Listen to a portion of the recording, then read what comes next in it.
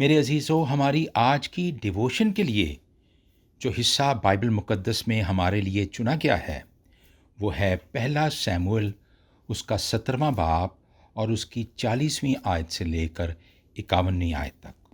यहाँ उस खूबसूरत वाक़ये का ज़िक्र है, जब दाऊद ने अपनी ज़िंदगी की पहली जंग में एक बहुत बड़े सूरमा को, जो फ़िलिस्ती था और बहुत मंझा हुआ था, मौत के घाट उतार दिया।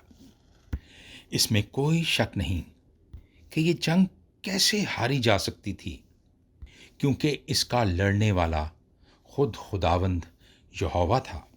बहुत खूबसूरत गीत जो हम और आप गाते हैं, यकीनन दाऊद की ज़िंदगी में भी उसका एक बड़ा मुजाहिरा देखते हैं। जंग जिन्ना दी लड़दा यहोवा, वो जंग कदी नहीं हारदे। ये वही दाऊद है जिसके बारे में खुदावंद ने खुद फरमाया कि मुझे मेरे दिल के मुआफिक एक आदमी मिल गया है। आइए हम दाऊद के नौजवानी के उन लम्हात को एक साथ देखते हैं, जब उसको तालीम दी गई और उसकी तरबियत हुई। किसने उसे आदाब खुदावंदी सिखाए और किस मकतब में उसने हिकमत और शाऊर की बुलंदियों को छुआ। और यही हमारा आज का मौजू है, सेल्फ डिस्कवरी, यानी खुद शनासी। दाऊद ने जब नौजवानी की दहलीज पर कदम रखा और जब उसकी तालीम व तरबियत को शुरू किया गया, तो उसको एक चरवाहे के तौर पर बियाबान में भेज दिया गया, जहाँ ज़िंदगी बेकैफ थी। इसमें कोई खूबसूरती नहीं थी, अकेलापन था, घर से दूरी भी थी, कोई बात करने वाला नहीं था। गर्मियों की चलचलाती हुई धूप में जब वो साए की तलाश करता था, तो साया एक दरख्त के नीचे नहीं, बल्कि एक पत्थर की ओड़ में उसे नसीब होता था। तो जिस्म पसीने से शराबूर होता था। उसके पसीने की खुशबू भेड़ बकरियों की बू से मिलकर एक अजब ही नज़ारा पेश करती थी। मौत का डर हमेशा उसे सताए रखता था, क्योंकि जंगली जानवरों के सबब से मौत भी उसके सर पर मंडलाती थी। मौत और ज़िंदगी में फासला बहुत कम था। ना सिर्फ अपने तौर पर जीना एक बहुत बड़ा चैलेंज था, वहाँ अपने रेवड़ की हिफाजत करना भी उसका फ़र्ज़ मनसबी था, जहाँ मौत और हयात की इस कशमकश का खेल रोज़ाना खेला जाता था। वो यकीनन आलमे हैरत में था, जब घर का पका हुआ खाना और मशकीज़ा में लाया हुआ पानी, जो शायद गर्मी से थोड़ा बहुत बासी भी हो जाता था, उसे वो शौक से खोलता था, खुदा का शुक्र करता था और तनावल फरमाता था। तो फिर अचानक जंगली जानवर उस पर हमला कर देते थे। तो वो अपनी जान बचाने के लिए और अपने रेवड़ की जान बचाने के लिए उन पर ताबड़तोड़ हमले कर देता था और आखिर फतह याब होता था। जब शाम में साए लंबे होने लगते थे, तो ये वक्त घर जाने का था, जहाँ उसके वालिदैन और उसके बहन भाई उसका इंतज़ार करते थे। यकीनन उसकी माँ और उसकी दो बहनें उसे देखकर बहुत खुश होती होंगी, उसकी थोड़ी बहुत आवभगत करती होंगी और फिर जल्द सोने का वक्त हो जाता होगा, जहाँ सुबह का इंतज़ार और फिर वो बियाबान उसकी रात तकता होगा, जिसमें उसने अपने मुस्तकबिल के कल की फ़िक्रमंदी से अपने उस सफ़र को दोबारा शुरू करना था, जिसमें उसे अपनी ज़िंदगी के वो तमाम सबक भी याद करने थे, जिनको सीख कर वो जान सका कि उसे इस दुनिया में क्यों भेजा गया था, उसका इस दुनिया में आने का क्या मकसद था।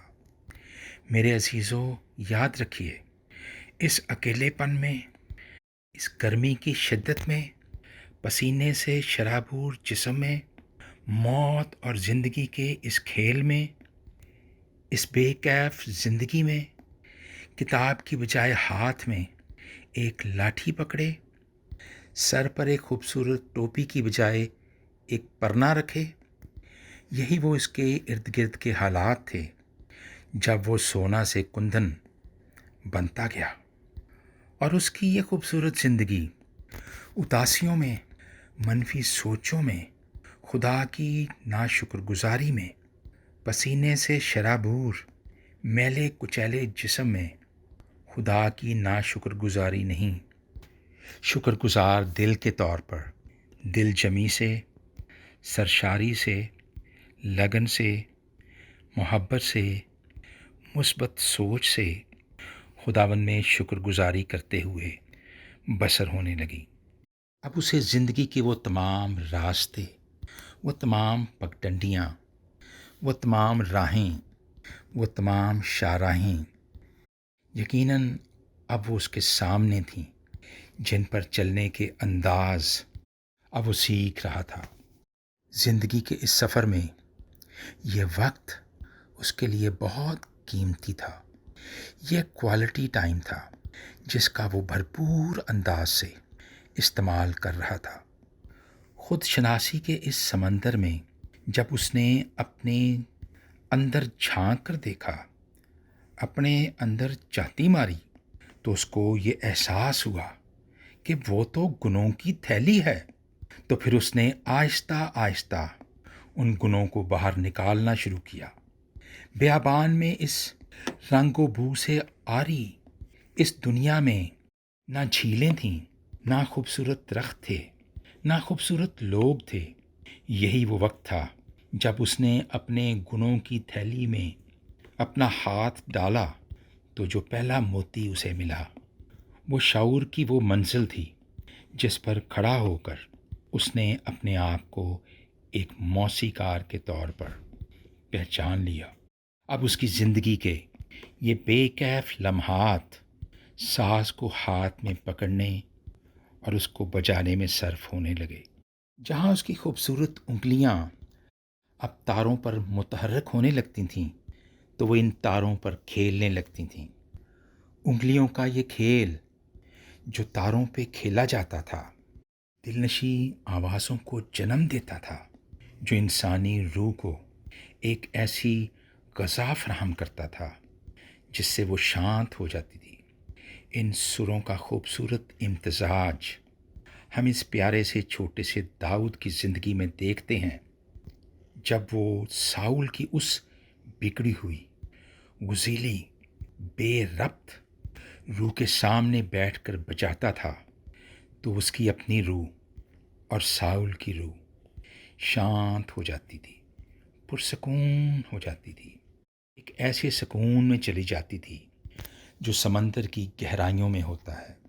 داؤد کے لکھے ہوئے خوبصورت زبوروں میں اور ان پیارے پیارے سروں میں جو تاروں پر داؤد کی کھیلتی ہوئی انگلیوں نے بحثیت راگوں میں نہ صرف بنی اسرائیل کے بہت سے لوگوں کو صدیوں تک اپنے روحوں کے سفر میں خوشی سے گاتے، خوشی سے بجاتے، روح کے غذا کے طور پر استعمال کیا، تو داؤد کی یہ چھوٹی سی پگڈنڈی اس بڑی شاہراہ میں تبدیل ہو گئی جو دنیا کے بہت سے ایمانداروں کے لیے ایک ایسا راستہ ہے جہاں چل کر وہ اپنی روح کی پیاس بجھا لیتے ہیں۔ ایمان کا یہ سفر جو ہماری روح کا سفر ہے جاری ہے۔ دوسری ایپیسوڈ میں آپ سے ملاقات ہوگی۔ خداوند آپ کے ساتھ ہو، آپ کو خوب برکت دے۔ آمین۔